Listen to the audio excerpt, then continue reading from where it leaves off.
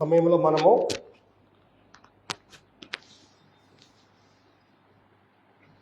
లూకా సువార్త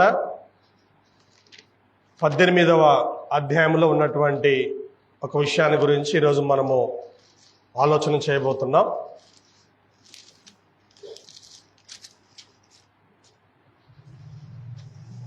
యేసు ప్రభువారు చెప్పినటువంటి మాట ఇది. యేసు ప్రభువారు శిష్యులతో మాట్లాడుతూ ఒక విషాదకరమైనటువంటి వార్త, మనంతా తెలుసు కదా, కొన్ని వార్తలు సంతోష వార్తలు ఉంటాయి. నీకు అబ్బాయి పుట్టబోతున్నాడు, లేకపోతే మీకు ఆస్తి రాబోతుంది, లేకపోతే మీరు మంచి వివాహాన్ని చేసుకోబోతున్నారు, ఇలాంటి విషయాలు చెప్పినప్పుడు సంతోషం. కానీ కొన్ని వార్తలు ఉంటాయి, అదేంటంటే కొద్ది రోజుల్లో మీరు చనిపోతున్నారు అనేటువంటి ఈ వార్త. వాస్తవానికి డాక్టరే చెప్పడు. డాక్టర్ ఏమంటాడంటే ఈ వార్తని అతను తెలియనీయకండి అంటాడు. అంటే మన యొక్క మరణము ఎప్పుడు జరుగుతుంది అనేటువంటిది మనకు తెలియకపోవటం మంచిది. కానీ ఇక్కడ ప్రభువు చెప్పినటువంటి విషయం ఏంటంటే తాను చనిపోబోతున్నాను అనేటువంటి విషయాన్ని శిష్యులతో ఆయన చెప్తా ఉన్నాడు. ఆ చావు కూడా ఎలా ఉండబోతుందనంటే ఘోరంగా ఉండబోతుంది. నిజంగా ఇది ఒక చేదు వార్త. అంటే ఒక రకంగా చేదు వార్తే, కానీ మరొక రకంగా అది గొప్ప విజయాన్ని ఇచ్చేటువంటి మాట. అదేంటి, క్రీస్తు మరణం గొప్ప విజయం ఎలా అవుతుందంటే, అవును, యేసుక్రీస్తు చనిపోవటం వలనే మానవాళికి రక్షణ. కాబట్టి ఇది ఒక రకంగా గొప్ప విజయ వార్తే. కాబట్టి ఈరోజు మనం చూద్దాం. ఈరోజు మన పాఠం ఏంటంటే వారికి బోధపడలేదు. చూడండి, మనము రాను కొన్ని పదాలు మనం మర్చిపోతున్నాం. గతంలో పెద్దవాళ్ళు కొన్ని సందర్భాల్లో ఈ పదం వాడతారు, అరే వాడికి ఎన్ని చెప్పినా బోధపడట్లేదురా అంటారు. ఈ మధ్య అలాంటి పదాలు మనం వినటం తక్కువైపోయాయి. వాడికి ఎన్ని చెప్పినా బోధపడట్లేదురా, నువ్వన చెప్పురా అంటారు. అంటే పిల్లలు ఎన్నిసార్లు చెప్పినా వినరు, వాళ్ళ పద్ధతి మార్చుకోరు. అప్పుడు తల్లిదండ్రులు గొప్ప బాధతో అంటారు, అరే వాడికి ఎన్ని చెప్పినా బోధపడట్లేదురా అని. ఇక్కడ కూడా లూకా సువార్త 18వ అధ్యాయంలో మనము ఇదే మాట మనం చూస్తాం. లూకా సువార్త 18వ అధ్యాయము 31 నుంచి 34 వచనాల్లో ఆయన తన 12 మంది శిష్యులను పిలిచి, ఇదిగో యెరూషలేమునకు వెళ్ళుచున్నాను, మనుష్య కుమారుని గూర్చి ప్రవక్తల చేత వ్రాయబడిన మాటలన్నీ నెరవేర్చబడును. ఆయన అన్యజనులకు అప్పగించబడును, వారు ఆయనను అపహసించి అవమానపరచి ఆయన మీద ఉమ్మి వేసి ఆయనను కొరడాలతో కొట్టి చంపుదురు. 3వ దినమున ఆయన మరలా లేచునని చెప్పాను. వారు ఈ మాటలలో ఒకటైనను గ్రహింపలేదు. ఈ సంగతి వారికి మరుగు చేయబడిన గనక ఆయన చెప్పిన సంగతులు వారికి బోధపడలేదు. ఇక్కడ బోధపడలేదు అనేటువంటి పదానికి పర్యాయ పదాలు మనం చూస్తే అర్థం కాలేదు, గ్రహించలేదు, నమ్మలేదు, ఇలా కొన్ని పర్యాయ పదాలు ఉంటాయి. ఇక్కడ యేసు ప్రభువారు శిష్యులను పిలిచి, అంటే వాళ్ళందరినీ దగ్గరకు పిలిచల్లా ఒక విషయాన్ని చెప్తా ఉన్నాడు, పిలిచి చెప్తా ఉన్నాడు. ఒక మాట మనం గమనించాలి. మనం ఎవరైనా పిలిచి ఒక మాట చెప్పినప్పుడు దాన్ని శ్రద్ధగా వినాలి. చూడండి, పిలిచి చెప్తున్నారు అని అంటే వాళ్ళ లోపల బాధ ఉంటుంది, లేకపోతే అవసరం ఉంటుంది. మామూలుగా నువ్వేదో పని చేసుకుంటున్నావు, ఈయన నీ దగ్గరకు వచ్చేది చెప్పాడు అని అంటే అది వేరే. కానీ దగ్గరకు పిలిచాలో ఒక మాట చెప్తున్నాడు అంటే ఆ బాధను మనము అర్థం చేసుకోవాలి. ఆయనకున్నటువంటి ఆసక్తి ఏంటో మనం అర్థం చేసుకోవాలి. ఇక్కడ యేసు ప్రభు 12 మంది శిష్యులను పిలిచాడంట. 12 మందిని పిలిచి, ఇదిగో నేను యెరూషలేముకు వెళ్ళుచున్నాను, యెరూషలేముకు వెళ్ళుచున్నాను. ఇంతవరకు బాగానే ఉంది. యెరూషలేముకు వెళుచున్నాను అంటే సహజంగా ఆయన యెరూషలేముకి వెళ్తుంటాడు, గలిలయ ప్రాంతానికి వెళ్తుంటాడు, అనేక గ్రామాలు పట్టణాలు తిరిగేటువంటి విధానం ఆయనకుంది. ఇక్కడ యెరూషలేము వెళ్తున్నాడు అని అంటే దాంట్లో పెద్ద ఆశ్చర్యపడాల్సిన పని లేదు. అయితే కొంత బాధ కూడా ఉంటుంది అర్థం చేసుకుంటే. ఎందుకంటే యెరూషలేములో ఈయన్ని చంపాలని చూశారు. యోహాను సువార్తలో లాజరు చనిపోయినటువంటి సందర్భంలో మన యెరూషలేము పోదాము, మన సహోదరుడు నిద్రిస్తున్నాడు అని అంటే వాళ్ళు వద్దంటారండి, వద్దంటారు. యోహాను సువార్త 11వ అధ్యాయంలో, యోహాను సువార్త 11వ అధ్యాయంలో చూడండి, యేసుప్రభు వారు శిష్యులతో మాట్లాడుతున్నాడండి. 11వ వచనం మనం చూస్తే, ఆయన ఈ మాటలు చెప్పిన తరువాత మన స్నేహితుడైన లాజరు నిద్రించుచున్నాడు, అతని మేలు కొరకు వెళ్ళుచున్నానని వారితో చెప్పగా శిష్యులు, ప్రభువా అతడు నిద్రించిన ఎడల బాగుపడినని. చాలు. ఇక్కడ చూస్తే యేసు ప్రభు వారు శిష్యులతోటి మాట్లాడేటువంటి సందర్భము, ఈయన మనం యెరూషలేముకు దగ్గరకి, అంటే ఇక్కడ వాళ్ళు ఉండేటువంటిది బేతనియ, ఇది యెరూషలేముకు దగ్గరగా ఉంటుంది. కాబట్టి ఆయన చెప్తా ఉన్నాడండి 7వ వచనంలో, మనము యూదయకు తిరిగి వెళ్ళుదామని తన శిష్యులతో చెప్పగా. యూదయ అంటే మీకు గతంలో చెప్పారు, ఇశ్రాయేల్ దేశము 3 ప్రాంతాలుగా ఉంటుంది: యూదయ, సమరయ, గలిలయ. యూదయ అనేటువంటి ఈ ప్రాంతంలో యెరూషలేము ఉంటుంది, దేవాలయం ఉంటుంది. గలిలయ అనేటువంటి ఆ ప్రాంతంలో నజరేతు ఉంటుంది, అది అన్యజనులు ఎక్కువగా ఉండేటువంటి ప్రాంతం. అది 3వది సమరయ అని ఇంకోటి ఉంటుంది. ఇక్కడ యూదులు అన్యులకు పుట్టినటువంటి సంతానము, వాళ్ళ సమరయులు అంటారు, వాళ్ళు ఎక్కువగా ఆ ప్రాంతంలో ఉంటారు. ఇప్పుడు యేసు ప్రభు వారు మనము యూదయకి వెళ్ళాలి అని అన్నాడు. యూదయ అనగానే యెరూషలేము అక్కడ ముఖ్య పట్టణం. శిష్యులు అంటున్నారు చూడండి 8వ వచనంలో, ఆయన శిష్యులు, బోధకుడా ఇప్పుడే యూదులు నిన్ను రాళ్లతో కొట్టుచుండిరే, అక్కడికి తిరిగి వెళ్ళుదువా అని ఆయన అడిగిరి. యెరూషలేములో ఆయన్ని చంపటానికి 2-3 సార్లు రాళ్ళు పట్టుకున్నారు. కాబట్టి వాళ్ళు ఇప్పుడే నిన్ను చంపాలని చూస్తామంటే నువ్వు మరలా యెరూషలేము అంటావేంటి, యూదయ అంటావేంటి అని అంటే అప్పుడు చెప్పాడు, మన సహోదరుడు లాజరు నిద్రిస్తున్నాడు అని చెప్తే, అంటే చనిపోయాడు అని చెప్పలా, నిద్రిస్తున్నాడు అని చెప్పాడు. వాళ్ళన్నారు, ఏమండి నిద్రపోతే వాడే లేస్తాడు కదా, మనం ఎందుకు వెళ్ళటము అని అంటున్నారండి. చూడండి 14వ వచనంలో,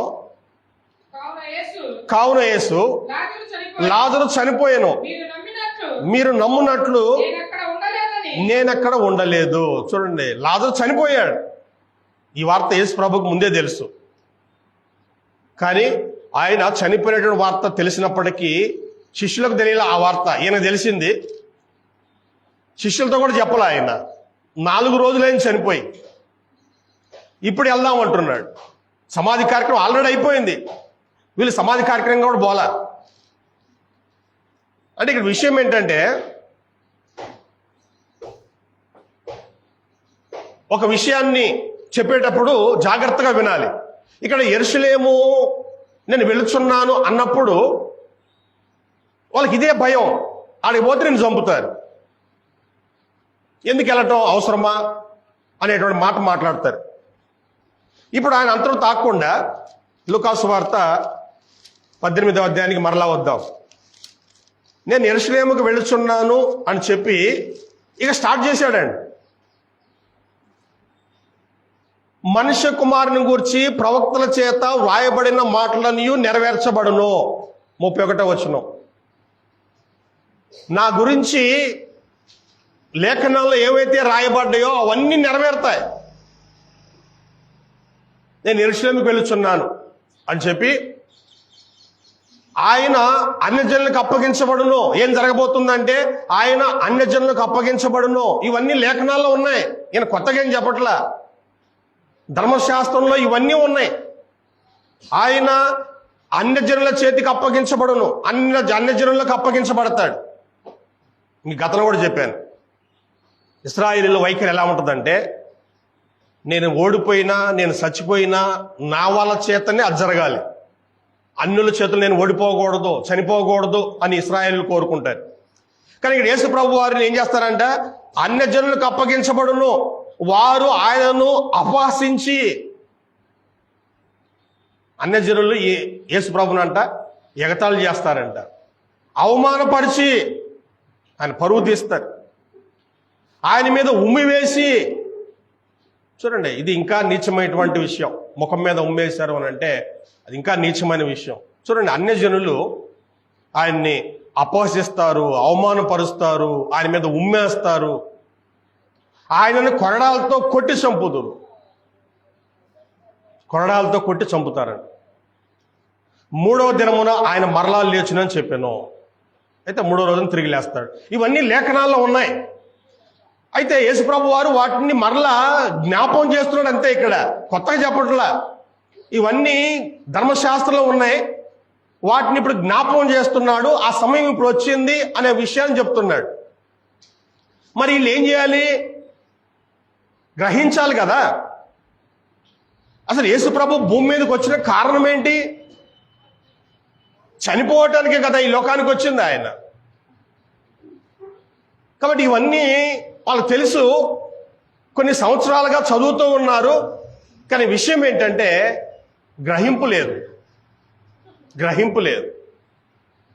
దాని గురించినటువంటి ఆలోచన లేదు. యేసుప్రభు వారు ఇంత స్పష్టంగా చెప్పినా కూడా అక్కడ రాయబడిన మాట ఏంటంటే, లూకా చెప్తున్నాడు, వారు ఈ మాటలలో ఒక్కటైనను గ్రహింపలేదు. ఇన్ని చెప్పినా కూడా వాళ్ళు ఒక్క మాట కూడా తీసుకోవట్లేదంట. ఈ సంగతి వారికి మరుగు చేయబడెను. వాళ్ళు ఎప్పటి నుంచో చూస్తున్నారు కానీ అర్థం కావట్లా. యేసు ప్రభు ఈ లోకానికి వస్తాడు, అవమానాలు పొందుతాడు, ఎన్నో శ్రమలు పొందుతాడు, చివరికి ఆయన చంపేస్తారు, కానీ ఆయన 3వ రోజున తిరిగి లేస్తాడు. ఇవన్నీ ధర్మశాస్త్రములో ఉన్నటువంటి విషయాలే, కానీ వీళ్ళకి మాత్రం మరుగు చేయబడిందంట. మరుగు చేయబడింది కనుక ఆయన చెప్పిన సంగతులు వారికి బోధపడలేదు. ఇప్పుడు చెప్పినా కూడా వాళ్ళకి ఏమాత్రం అర్థం కావట్లే.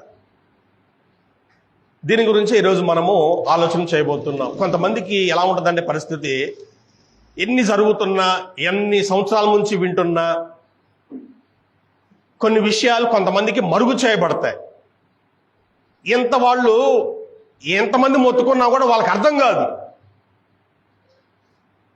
నువ్వు ఎన్నైనా చెప్పు అని వాళ్ళు ఏదైతే నమ్ముతున్నారో దాన్ని నమ్ముతారు.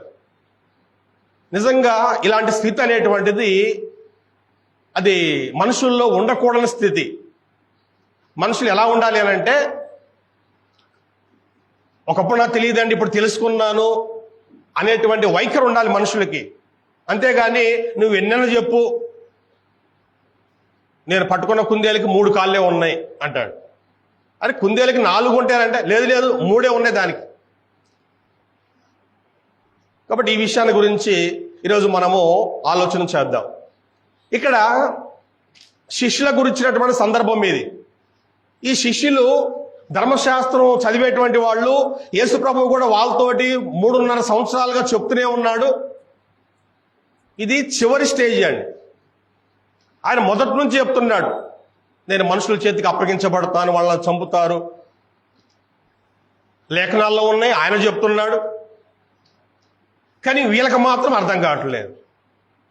కాబట్టి ఈరోజు ప్రపంచంలో ఇలాంటి వాళ్ళు చాలా మంది ఉన్నారు. వాళ్ళ గురించి ఈరోజు మనము ఆలోచన చేయబోదాం. ముందుగా ఉన్నది ఎవరంటే అన్యజనులు అంటే అన్యజనులు అని వీళ్ళని ఎందుకు అంటున్నామంటే వీళ్ళకి నిజమైనటువంటి దేవుడు ఎవరో తెలియదు. వీళ్ళకి చూడండి, వీళ్ళ పరిస్థితి ఎలా ఉందంటే వీళ్ళు ఎన్ని చూస్తున్నా ఎన్ని వింటున్నా దేవుని గురించినటువంటి అవగాహన లేనటువంటి ప్రజలు వీళ్ళు, ఈ అన్యజనులు మొదటి నుంచి కూడా. అంటే ఎవరో ఈ అన్యజనులు అంటే దేవుడు ఉన్నాడని తెలుసు, వాళ్ళకి ఒక శక్తి ఉందని తెలుసు, కానీ ఆ శక్తి అనేటువంటిది ఏంటో వీళ్ళకి తెలియదు. కాబట్టి జంతువులను చూసినా దేవుడు అంటారు, పక్షులను చూసినా దేవుడు అంటారు. చూడండి ఒకసారి మనము రోమిలకు రాసిన పత్రిక 1వ అధ్యాయంలో ఇలాంటి బ్యాచ్ ఉంది. రోమిలకు రాసిన పత్రిక 1వ అధ్యాయము 19వ వచనం నుంచి.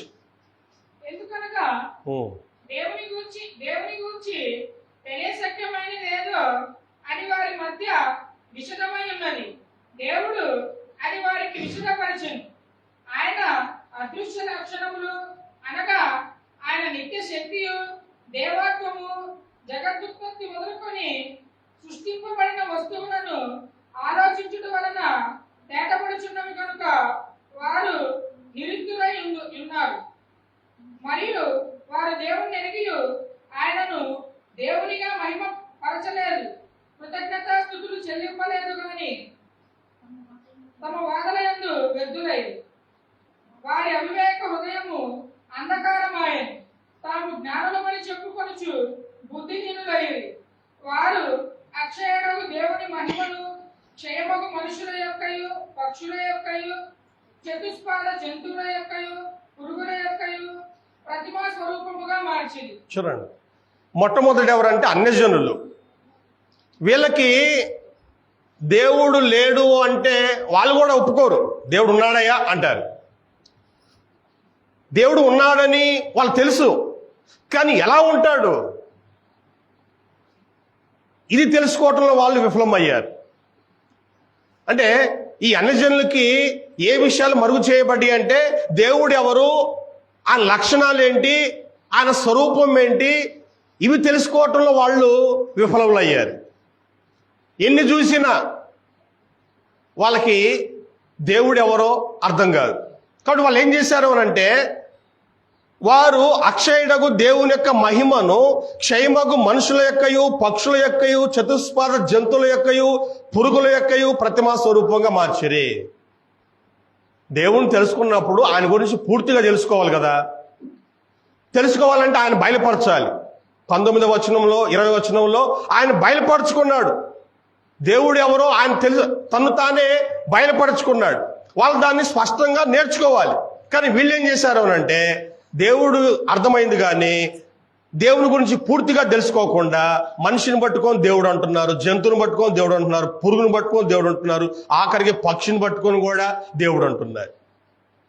అంటే దేవుడు ఎవరో వీళ్ళకి అర్థం కాల. ఎంతమంది ప్రసంగాలు చేసినా ఎన్ని చూస్తున్నా వీళ్ళకి దేవుడు అంటే ఏంటో అర్థం కాల. యెషయా గ్రంథము 44వ అధ్యాయంలో వీళ్ళ గురించి స్పష్టంగా ఉంటుందండి. యెషయా గ్రంథం 44వ అధ్యాయంలో వాళ్ళ యొక్క అజ్ఞానాన్ని గురించి ఇక్కడ వివరంగా తెలియజేస్తాడండి. 15వ వచనం, ఒకడు పొయ్యి కట్టలకు వాటిని ఉపయోగించును, అడవికెళ్ళి కట్టెలు తీసుకొచ్చి వంటకు ఉపయోగిస్తాడంట. వాటిలో కొంత తీసుకొని చలిగాల్చుకొనును, నిప్పు రాజబెట్టి రొట్టె కాల్చుకొనును, ఒక తుండు తీసుకొని దాంతో ఒక దేవతను చేసుకొని దానికి నమస్కారం చేయను. అడవికి వెళ్ళాడు, ఒక మొద్దు కొట్టుకొచ్చాడు, వంటకయ్యే వాడుతున్నాడు, ఆ మొద్దులో నుంచే చలి కాసుకుంటున్నాడు, ఆ తర్వాత భోజనం తయారు చేసుకుంటున్నాడు, ఆ తర్వాత చివరిగా ఒక ముక్క తీసుకొని దాన్ని ఒక బొమ్మలాగా చేసి నువ్వే నా దేవుడు అని మొక్కుతున్నాడు. చూడండి 19వ వచనం, ఎవడనో ఆలోచన చేయడు, నేను అగ్నిలో సగం కాల్చి తిని నిప్పుల మీద వేసి రొట్టె కాల్చి తిని దాంతో మాంసం వండుకొని భోజనం చేసి తిని మిగిలిన దాన్ని తీసుకొని దానితో హేయమైన దాన్ని చేయుదునా, చెట్టు మొద్దుకు సాష్టాంగ పడుదునా అని ఎవడనో ఆలోచించడు. యోచించడానికి ఎవరికి తెలివి లేదు, వివేచన లేదు. అంటే దేవుడు ఎవరు అనేటువంటిది వీళ్ళకి మరుగు చేయబడింది. అర్థం కావట్లే వాళ్ళకి, దేవుడు ఎవరు అనేటువంటిది అర్థం కావట్లే. చెట్టు కర్ర తీసుకొని వంట చేసుకుంటున్నాడు, అన్ని చేసుకుంటున్నాడు. అదే కర్ర తీసుకుని ఒక చిన్న బొమ్మ చేసుకొని నువ్వు నా దేవుడు అని మొక్కుతున్నాడు. దాని ముందు సాష్టాంగ పడుతున్నాడు. అంటే వీళ్ళకి దేవుడు ఎవరో అర్థం కాల. అపోస్తల కార్యములు 17వ అధ్యాయంలో ఇలాంటి బ్యాచే ఉందండి. పౌలు వాళ్ళతో కలిసి తర్కించాడు. అపోస్తల కార్యములు 17వ అధ్యాయంలో చూడండి, 17వ వచనం నుంచి ఉంటుంది. మనం అవన్నీ చదవట్లేదు కానీ చూడండి, దేవుని గురించి పౌలు ఒక విషయం చెప్పాడు. ఏం చెప్పాడు ఆయన? 24వ వచనంలో, జగత్తును అందరి సమస్తము నిర్మించిన దేవుడు తానే ఆకాశమునకును భూమికిని ప్రభు అయినందున హస్తకృతములైన ఆలయముల్లో నివసింపడు.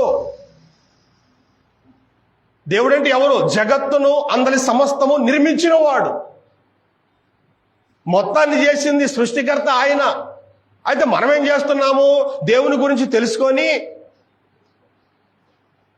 ఇప్పుడు ఏం చేస్తున్నామంటే ఒక పెద్ద గుడి కట్టి ఆ గుడిలో బొమ్మలు పెడుతున్నాం. ఇది దేవుడు, ఇది దేవుడు అని. పక్షి బొమ్మో, జంతువు బొమ్మో, మనిషి బొమ్మో, లేదా ఏదో ఒక పురుగు బొమ్మ పెట్టి నువ్వు నా దేవుడు అని మొక్కుతున్నారు. పౌలు అదే చెప్తున్నాడు. ఏం చెప్పాడు? అందరికీ ఆయన ప్రభువు కాబట్టి ఆయన హస్తకృతమైన ఆలయంలో నివసింపడు. నువ్వు చేతులతో తయారు చేస్తావే మందిరాన్ని, అది రాళ్లతో అయినా కర్రలతో అయినా దేంతో తయారు చేసినా చేత్తో చేసినటువంటి ఆలయాల్లో దేవుడు ఉండడు అని దేవుని గురించి వివరంగా చెప్పాడండి. కిందకు వస్తే చూడండి, కిందకు వస్తే ఇందరం చూడండి, అపోస్తల కార్యములు 17వ అధ్యాయంలోనే 32వ వచనంలో, మృతుల పునరుద్ధానం గురించి వారు విన్నప్పుడు కొందరు అపహాస్యం చేసిరి, మరి కొందరు దీని గురించి నీవు చెప్పున్నది ఇంకోసారి విందుమని అలాగుండగా పౌలు వారి మధ్య నుండి వెళ్ళిపోయాను. చూడండి, ఇలా దేవుని గురించి చెప్పుకుంటూ వస్తే చివరికి అయ్యా మనం అందరం ఒకరోజు తీర్పు పొందుతాము, తిరిగి లేస్తాము, తీర్పు ఉంటుంది అని చెప్పగానే వాళ్ళు ఎగతాళి చేశారంట. కొంతమంది ఏమో ఇంకోసారి వింటామన్నారంట. అంటే ఇంట్రెస్ట్ లేదు వాళ్ళకి. వాస్తవానికి వాళ్ళ వైఖరి ఎలాంటిదంటే చూడండి, ముందు వాళ్ళ విధానం మంచిదే, వాళ్ళ విధానం మంచిదేనండి. ఏంటి వాళ్ళ విధానము? వీళ్ళంతా పౌలుని తీసుకెళ్లారంట.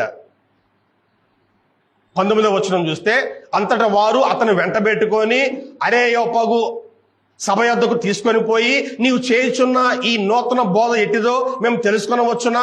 కొన్ని కొత్త సంగతులు మా చెవులకు వినిపించున్నావు, వీటి భావమేమో మేము తెలుసుకొని కోరుచున్నామని చెప్పిరి. ముందు వాళ్ళ మనసు బాగానే ఉంది. అయ్యా నువ్వు ఏదో కొత్త విషయాలు చెప్తున్నావు, ఇలా కాదులే, అసలు ఒక చోట కూర్చొని స్పష్టంగా విందామని చెప్పి తీసుకెళ్లారు.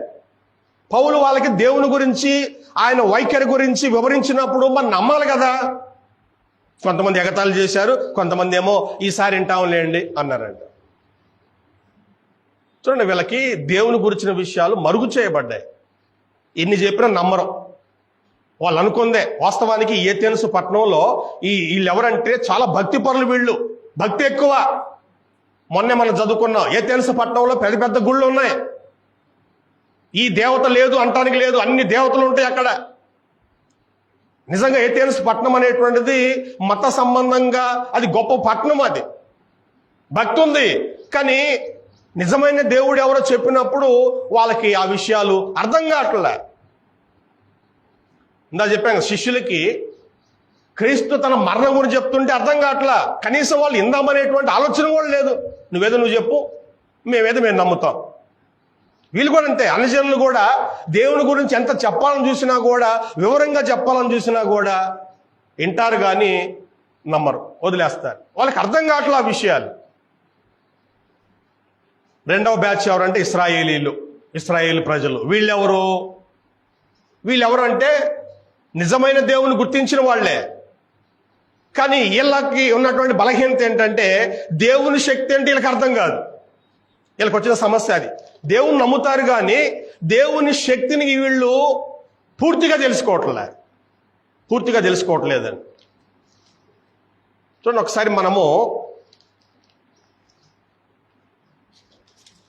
నిర్గమకాండంలో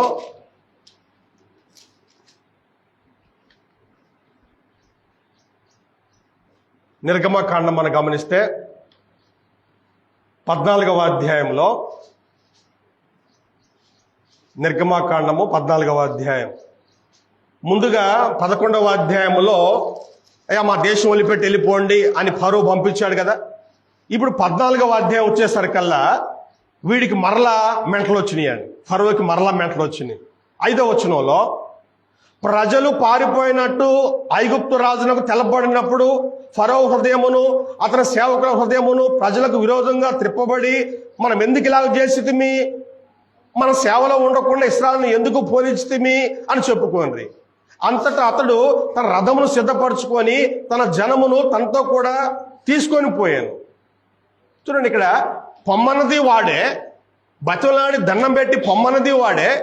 ఆ తర్వాత మరలా మైండ్ తిరిగింది, మరలా మెంటలు వచ్చి అయ్యో ఎందుకు పోనిచ్చే వాళ్ళని అని మరలా ఎంటబడుతున్నాడు. ఇప్పుడు చూడండి, ఒక్కసారి మీరు గమనించండి ఇశ్రాయేలు పరిస్థితి.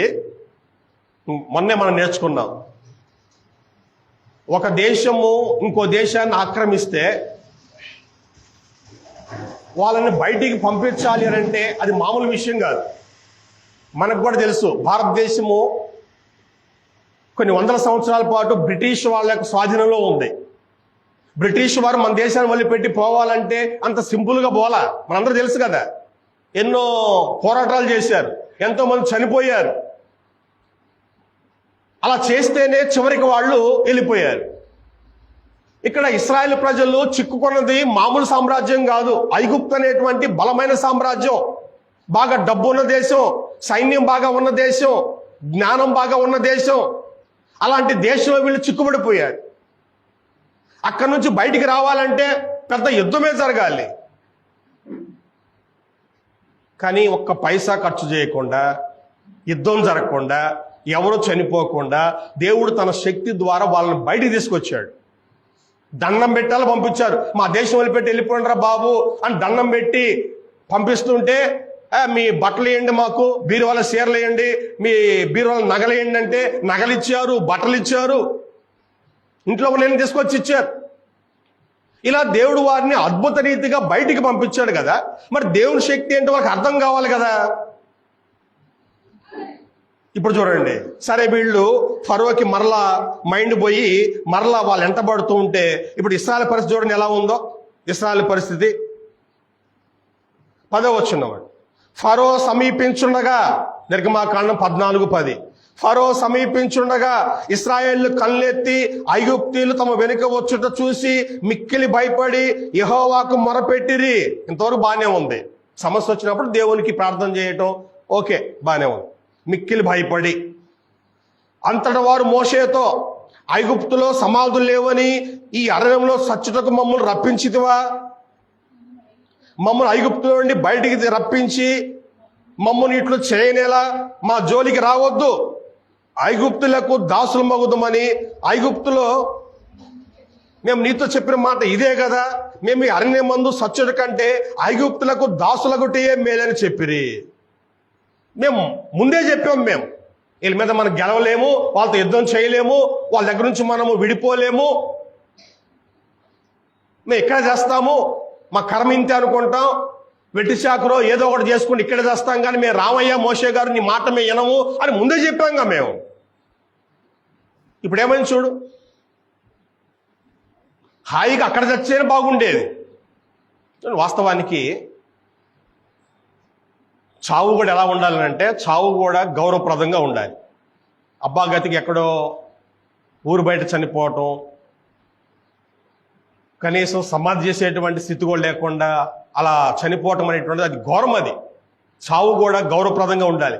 అదే ఇంట్లో చచ్చిపోతే ప్రశాంతంగా మనోళ్ళు సమాధి కార్యక్రమం చేస్తారు, గౌరవంగా సమాధి చేస్తారు. అయితే ఊరు బయట చచ్చిపోతే చూడండి 2-3 రోజుల తర్వాత శవాన్ని గుర్తిస్తారు.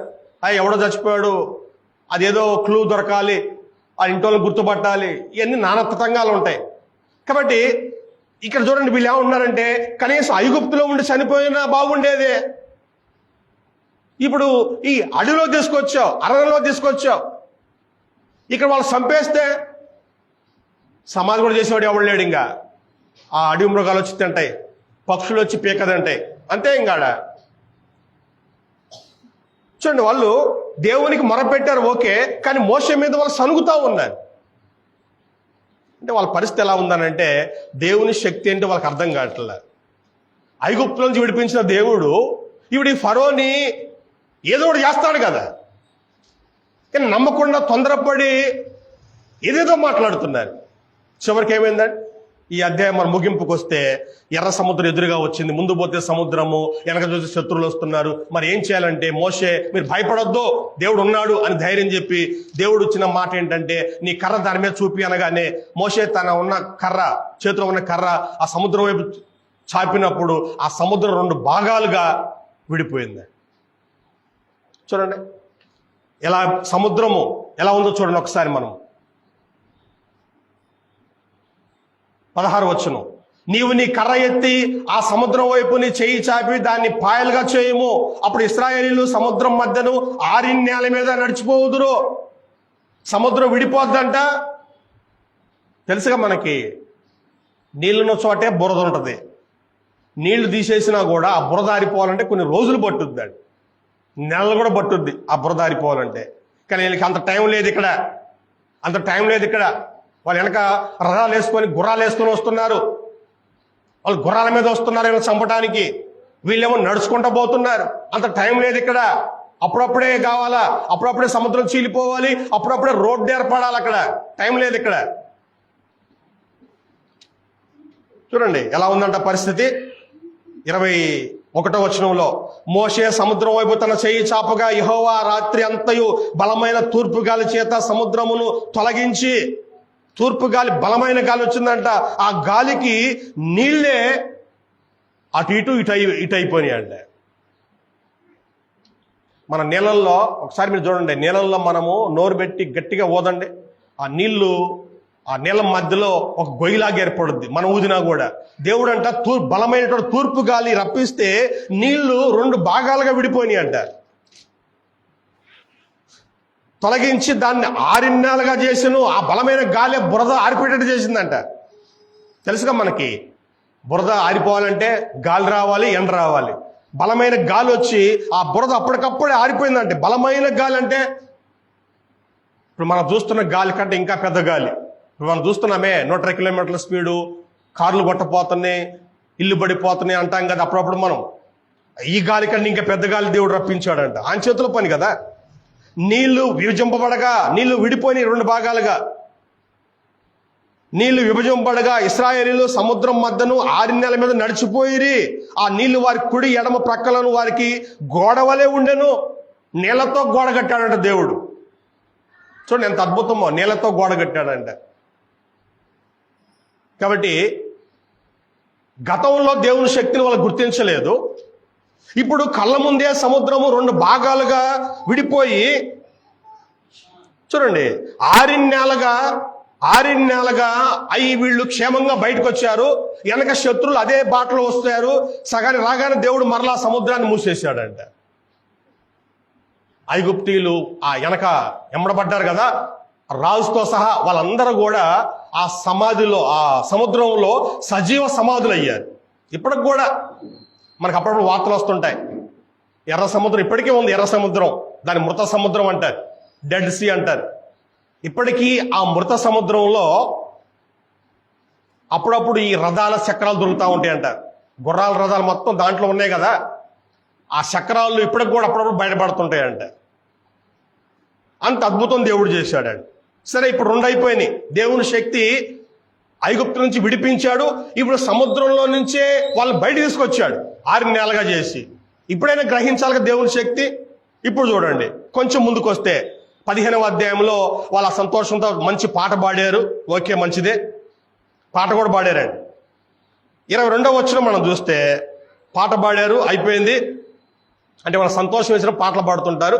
సంతోషం వేసింది, అద్భుతం చూశారు కళ్ళారా, పాట పాడారు. ఇప్పుడు 22వ వచనం 15:22, మోషే ఎర్ర సముద్రం నుండి జనులను సాగజేయగా వారు షూరు అరణ్యంలోనికి వెళ్ళి దానిలో 3 దినములు నడిచిరి. అచ్చట వారికి నీళ్లు దొరకలేదు. అంతలో వారు మారాకు చేరి, మారా నీళ్లు చేదనేవి కనుక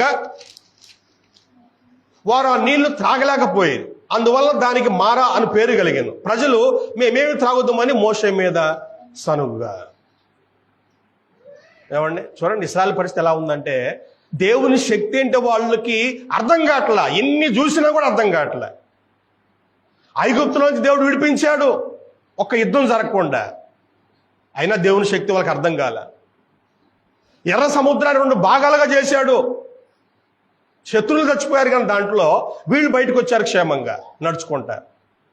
అది నమ్మల. కొంచెం ముందుకు వస్తే నీళ్లు లేవంట. సరే అని చెప్పి ఇంకొంచెం ముందుకు పోతే నీళ్లు ఉన్నాయి కానీ చేదు నీళ్ళు అంట. ఇప్పుడు ఏం చేశారంట, మోషే మీద సనుగుతున్నారంట. దేవుని శక్తి తెలియదా? దేవుడు తన బిడ్డలకి నీళ్ళు ఇవ్వడా? మనకు గుర్తుంది కదా, ఇశ్రాయేలీలు నడవాలి అంటే పని చేసుకుంటే జీవనం చేస్తారు. ఇప్పుడు పని చేసుకునే విధానం లేదు కదా, నడుచుకుంటూ వెళ్ళాలి. ఇంకా రోజు నడకేయంగా మరి డబ్బులు ఏం నుంచి వస్తాయి? అందుకు దేవుడు పైనుంచి ఆహారం కురిపించాడు. ఆయన పరలోకం నుంచి ఆయన ఆహారం కురిపించాడంట. ఉదయం సాయంత్రం పైనుంచి ఆహారం వస్తుంది. మన వాళ్ళు అప్పుడప్పుడు హెలికాప్టర్ మీద ఆహారం వస్తుంటారు కదా, అలాగే దేవుడు ఆకాశం నుంచి ఆయన ఉదయం సాయంత్రం ప్రతిరోజు ఆయన వారికి ఆహారం ఇచ్చాడంట. అలాగే ఉదయం సాయంత్రం ఆహారం ఇచ్చేటువంటి దేవుడు నీళ్లు చేదుగా ఉంటే వాటిని మధురంగా మార్చలేడా? నీళ్ళు లేకపోతే నీళ్ళు ఇవ్వలేడా? హాగరు, మనకు తెలుసుగా, హాగరు అడవిలో ఉంది. అప్పటికి కొడుకు పుట్టాడు. వాడికి 15 సంవత్సరాల దాకా ఉంటాయి. ఆ కొడుక్కి నీళ్ళు లేవు. వాళ్ళకి అరణ్యంలో ఉన్నారు, బాగా ఎండ. ఆ ఎండ దెబ్బకి నీళ్ళు లేక పిల్లోడు ఆల్రెడీ సమస్యలు పడిపోయాడు. నీళ్ళు లేవు అక్కడ. దేవుడు ఏం చేశాడండి, నీళ్ళు రప్పించాడు హాగర్కి. ఆ నీళ్ళు తాగింది, కొడుకు దాపించింది. అదే అడవిలో వాళ్ళు నివాసం ఉన్నారు. నీళ్ళు దేవుడు నీళ్ళు ఇస్తాడు. కానీ వీళ్ళు అది నమ్మలేదు. కొంచెం ముందుకు వస్తే నీళ్ళు ఉన్నాయి కానీ చేదుగా ఉన్నాయి. మరి దేవుడు చేదు నీళ్ళని మధురంగా మార్చలేడా? ఇదే ఇశ్రాయేలీయులు ఐగుప్తులో ఉన్నప్పుడు దేవుడు నీళ్ళని రక్తంగా మార్చాడంట. ఐగుప్తుల దేశంలో చెరువుల్లో కానీ నదుల్లో కానీ కాలువల్లో కానీ నీళ్లు మొత్తం కూడా ఎర్రగా రక్తంలాగా అయిపోయినాయి అంట. వాళ్ళు తాగలేకపోయారు. మరి ఇప్పుడు చేదుగా ఉన్న నీళ్ళని దేవుడు మధురంగా మార్చలేడా? అది నమ్మకుండా ఏం చేశారంట, మోషే మీద సనుగుతున్నారంట. అయితే కొంచెం కిందకు వస్తే చూడండి, దేవుడు ఆ చేదైనటువంటి నీళ్లను మధురంగా మార్చాడంట.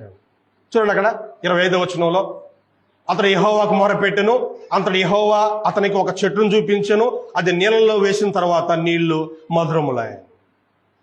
ఒక చెట్టును చూపించాడంట. ఈ చెట్టు తీసుకెళ్ళి ఆ నీళ్ళు అయ్యానగానే ఆ నీళ్లు వెంటనే మంచి నీళ్ళుగా మారిపోయినాయి.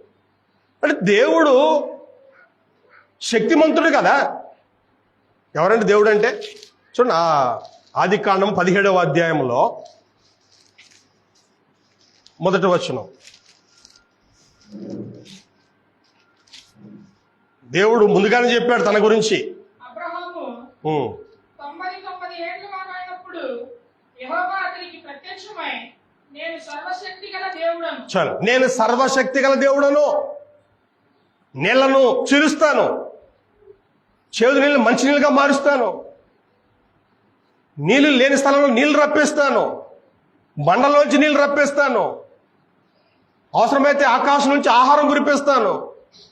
నాకు ఏ శక్తి అయినా ఉంది నాకు. కానీ ఇశ్రాయేల్కి ఆ శక్తి అర్థం కావట్లేదు. ఎన్ని చూసినా కూడా కళ్ళ ముందు ఈయన అద్భుతాలు చూసినా కూడా. ఐగుప్తుల వాళ్ళు 10 రకాల తెగుళ్ళు చూశారు, అంటే అద్భుతాలు చూశారు, అప్పుడు అర్థం కాల. సముద్రం చీలిపోయింది, అప్పుడు అర్థం కాల. ఇశ్రాయేల్ పరిస్థితి ఎలా ఉందంటే దేవుని యొక్క శక్తిని వాళ్ళు తెలుసుకోకుండా, వాళ్ళు ఎన్ని చూసినా కూడా బోధపడట్లా, వాళ్ళకి అర్థం కావట్లేదు. దేవుని శక్తి ఏంటో వాళ్ళకి అర్థం కావట్లా. అన్యజనులకేమో దేవుడు అర్థం కాలేదు, ఇశ్రాయేలుకేమో దేవుని శక్తి ఏంటో అర్థం కాల. ఇలా చెప్పుకుంటూ పోతే చాలా విషయాలు ఉన్నాయండి.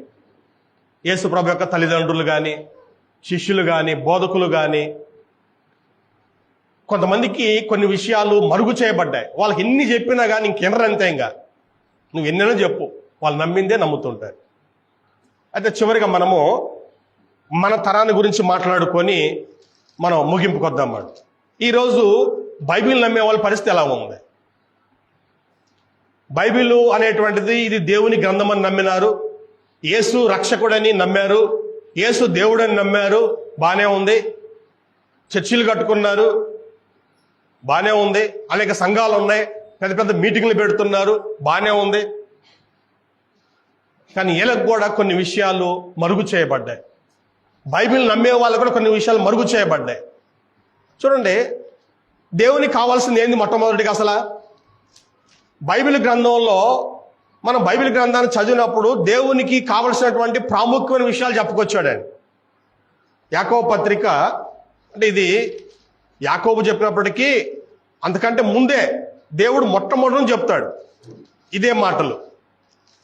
3వ అధ్యాయము 17వ వచనంలో, అయితే పైనుండి వచ్చి జ్ఞానము మొట్టమొదటిది పవిత్రమైనది, తరువాత సమాధానకరమైనది. చాలు.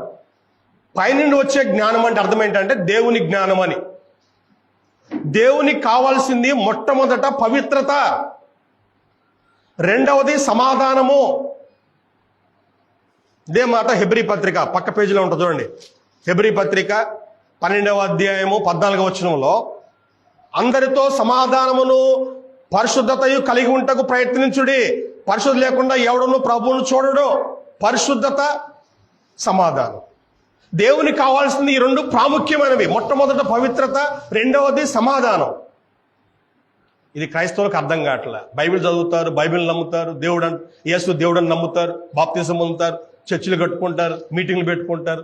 కానీ దేవునికి కావాల్సింది మొట్టమొదట పవిత్రత. స్త్రీలైనా పురుషులైనా పరిశుద్ధంగా బ్రతకాలి.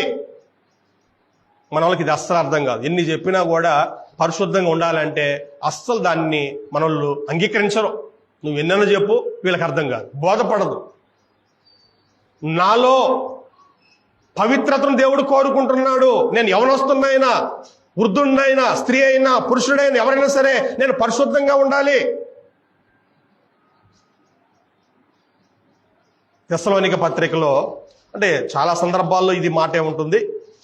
ఈ మాట చదువుకొని మనం ముందుకెళ్దాం. మొదటి పత్రిక 4వ అధ్యాయం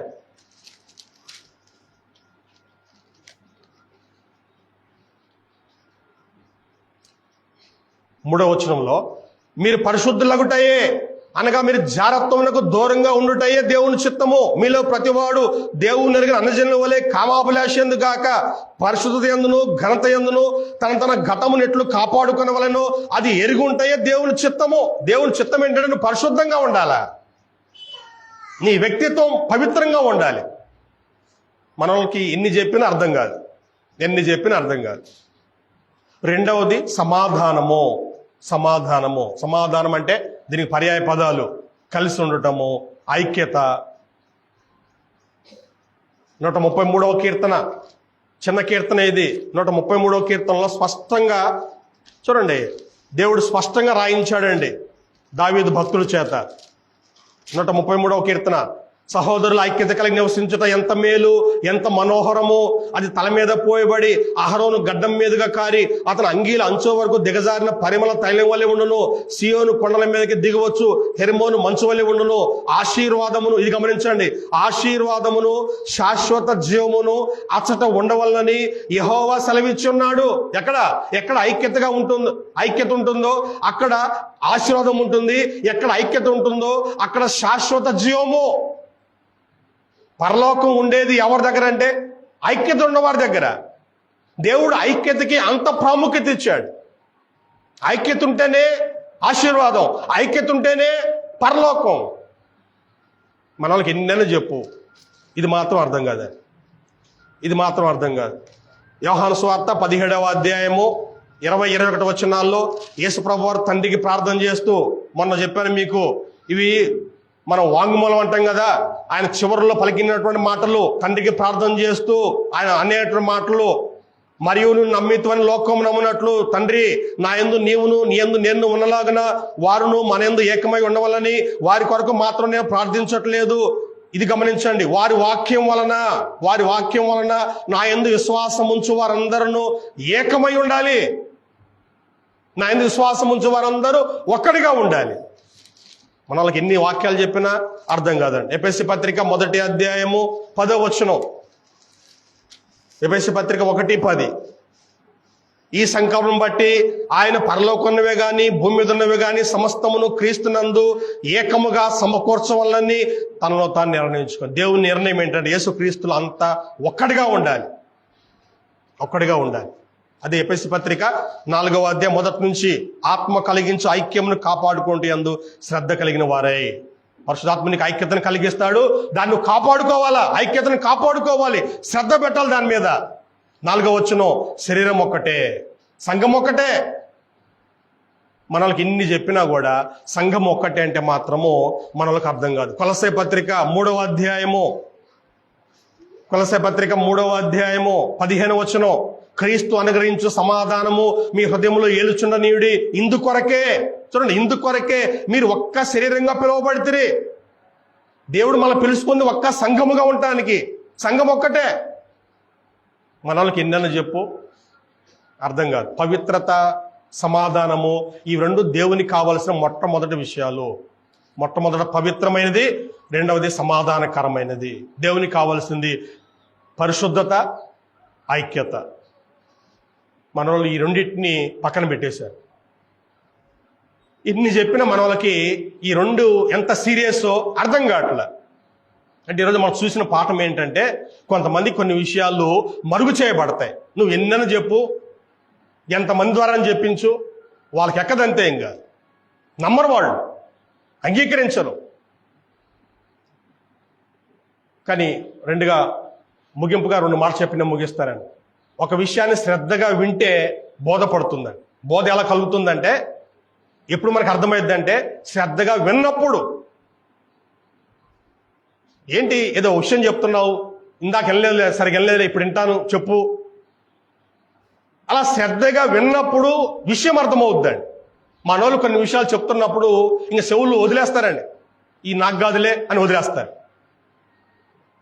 శ్రద్ధగా వింటే విషయం అర్థమవుతుంది. రెండవది, కొంతమందికి కొంత లేటుగా అర్థమైద్దండి. అందరూ హుషారుగా ఉండలేరు. కొంతమంది వెంటనే స్పందిస్తారు, కొంతమంది లేటుగా స్పందిస్తారండి. అది మనం చదువుకొని ముగించుకుందాం. యోహాను సువార్త 2వ అధ్యాయం 22వ వచనంలో, యోహాను సువార్త 2:22, ఆయన మృతుల నుండి లేచిన తర్వాత ఆయన ఈ మాట చెప్పినని ఆయన శిష్యులు జ్ఞాపకం చేసుకొని లేఖనమును యేసు చెప్పిన మాటను నమ్మిరి. ఇంకా చూసాను లోకాసువార్త 18వ అధ్యాయంలో నేను చనిపోబోతున్నానని చెప్తే నమ్మలా శిష్యులు. వాళ్ళకి అర్థం కాల అప్పుడు. కానీ ఎప్పుడు అర్థమైందంట? ఆయన చనిపోయి తిరిగి లేచిన తరువాత అప్పుడు అర్థమైందంటాడు. మీరు గమనించారో లేదో, శిష్యులు యేసు ప్రభు ఉన్నప్పుడు వాళ్ళంత సీరియస్గా లేరు. ఏదో ఆయన అంటే తిరుగుతున్నారు, చేస్తున్నారు, కానీ అంత సీరియస్గా లేరు. కానీ మీరు గమనించండి, ఎప్పుడైతే ఆయన సమాధిని గెలిచి లేచాడో అప్పుడు వీళ్ళ మంచి విప్లవం వచ్చిందండి. ఆయన లేచిన తర్వాత, ఆయన ఆరోహణమై వెళ్ళిపోయిన తర్వాత అప్పుడు వీరికి ఏమొచ్చిందంట? చూడండి, అపోస్తుల కార్యములు 1వ అధ్యాయము. ఆయన వెళ్ళిపోయాడు, పైకి వెళ్ళిపోయాడంట. అప్పుడు చూడండి 14వ వచనంలో, వీరందరూ అంటే శిష్యులు, కొంతమంది స్త్రీలు, వీరితో కూడా కొందరు స్త్రీలను, యేసు తల్లి అయిన మరియయు ఆయన సహోదరులను ఏక మనసుతో ఎడతెగక ప్రార్థన చేయుచుండిరి. ఆయన ఆరోహణం ఎప్పుడైతే అయిపోయాడో, పైకి వెళ్ళిపోయాడో, 40 రోజులు కనిపించాడు. లేచిన తర్వాత ఇక అందరి కళ్ళ ముందే పైకి వెళ్ళిపోయాడు కదా. ఆయన పోయిన తర్వాత వీరందరూ అంటే ఎవరు? శిష్యులు 11 మంది ఉన్నారు, ఒకళ్ళు లేడు. వీరితో కూడా కొందరు స్త్రీలు, శిష్యులు కొంతమంది ఆడవాళ్ళు, యేసు తల్లి అయిన మరియ ఆయన సహోదరులు. మీకు గుర్తుందా? యేసు ప్రభు బ్రతుకున్నప్పుడు వాళ్ళ అమ్మ కానీ తమ్ముళ్ళు కానీ ఈయన పెద్దగా వెంబడించలా. ఎప్పుడో ఒకసారి పలకడానికి వచ్చేవాడు. ఎప్పుడైతే ఆయన పైకి వెళ్ళిపోయాడో అప్పుడు యేసు తల్లి కానీ ఆయన తమ్ముళ్ళు కానీ ఏక మనసుతో ఎడతెగక ప్రార్థన చేస్తున్నారు. అంటే కొంతమంది కొన్ని విషయాలు మొదట్లో అర్థం కావు, కానీ తర్వాత అర్థమవుతాయండి. కానీ కొంతమంది ఉన్నారు, సచ్చిన దాకా కూడా వాళ్ళకి అర్థం కాదు, సచ్చిన తర్వాత అర్థమవుతాయి వాళ్ళకి. ధనవంతుడు ఉన్నాడు, వాడు బతుకున్నప్పుడు అర్థం కాల, చచ్చిపోయిన తర్వాత వాళ్ళకి అర్థమైంది. అందుకే చెప్పాడు లూకాసు వార్త 16:29 ఏం చెప్పాడు అంటే, వారి యొద్ద మోషేయు ప్రవక్తలు ఉన్నారు. ఈరోజు నీకు విషయాలు అర్థం చేసుకోవటానికి నీ మధ్యలో గ్రంథం ఉంది, బోధకులు ఉన్నారు. నువ్వు వాళ్ళ మాట వినాలి, గ్రంథాన్ని చదువుకోవాలి, లేదా బోధకుల మాట వినాలి. వినకపోతే నిత్య నాశనం. దేవుడు ఎవరిని వదలడాడు, ముఖ్యంగా వీళ్ళనైతే అస్సలే వదలడు. ఎవరిని ఎన్ని చెప్పినా వినలేదు కదా, నమ్మలేదు కదా, మొండితనాన్ని ప్రదర్శించారు కదా, వీళ్ళు మాత్రం అసలు వదిలిపెట్టడు దేవుడు. ఎవరిని వదలడు, వీళ్ళనైతే అసలు వదలడు. కాబట్టి ఒక విషయం మనకు అర్థం కానప్పుడు బుర్ర పెడదాం, నేర్చుకుందాం. 1-10 సార్లు తెలుసుకుందాం, తప్పులేదండి. నేర్చుకోవడం తప్పులేదు. నేర్చుకుందాం. దేవునికి కావాల్సింది ఏంటో మనము గ్రహించి దాన్ని పాటిద్దాం. దేవునికి కావాల్సింది పరిశుద్ధత, ఐక్యత. ఈ రెండు దేవునికి ప్రాముఖ్యం. అంటే మిగతా వద్దని కాదు, అవి కావాలి. మొట్టమొదటి దేవునికి కావాల్సింది ఏంటంటే పరిశుద్ధత, ఐక్యత. సంఘం ఒక్కటే ఉండాలి, సహోదరులు ఏకంగా ఉండాలి, అందరూ పవిత్రంగా ఉండాలి. ఇది మనం గమనిద్దాం, దాని గురించి నేర్చుకుందాం. మన మొండి విశ్వాసాలు పక్కన పెట్టి విషయాన్ని స్పష్టంగా తెలుసుకుందాం. మీ అందరికీ వందనాలు తెలియజేస్తూ ఈ మాటలు ముగిస్తున్నాను. ప్రార్థన చేసుకుని మనం రొట్టె గురించే కార్యక్రమాన్ని జరిగించుకుందాం.